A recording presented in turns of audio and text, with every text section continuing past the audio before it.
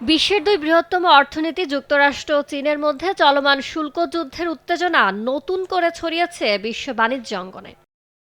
সম্প্রতি বার্তা সংস্থা ব্লুমবার্গ এক প্রতিবেদনে জানিয়েছে, ট্রাম্প প্রশাসন যুক্তরাষ্ট্র থেকে শুল্ক ছাড় বা ছাড় চাওয়া দেশগুলোকে চীনের সঙ্গে বাণিজ্য সীমিত করার জন্য চাপ দিচ্ছে, যার মধ্যে অন্তর্ভুক্ত রয়েছে আর্থিক নিষেধাজ্ঞাও। এর প্রেক্ষিতে বিভিন্ন দেশের প্রতি পাল্টা কঠোর হুঁশিয়ারি উচ্চারণ করেছে চীন সরকার।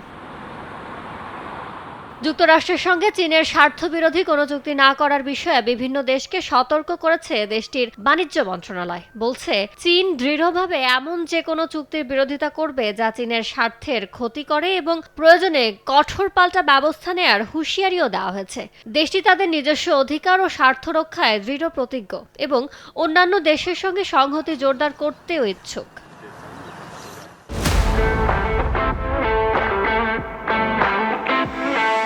চীনের বাণিজ্য মন্ত্রণালয়ের মুখপাত্র জানান, যেসব দেশ বিশেষ করে দক্ষিণ পূর্ব এশিয়া অঞ্চলের দেশগুলো বিনিয়োগ, শিল্প অবকাঠামো, প্রযুক্তিগত জ্ঞান এবং ভোগের ক্ষেত্রে চীনের ওপর ব্যাপকভাবে নির্ভরশীল, তারা যুক্তরাষ্ট্রের চাপে মাথা নত করে মেনে নেবে না। বরং যুক্তরাষ্ট্র তথাকথিত সমতার নামে সব বাণিজ্য অংশীদারদের ওপর শুল্ক আরোপ করছে এবং সব দেশকে পারস্পরিক শুল্ক আলোচনায় বসতে বাধ্য করছে বলেও অভিযোগ চীনের।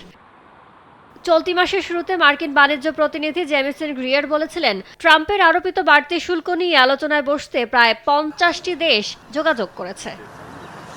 ইয়ানুর শিফাত, সময় সংবাদ।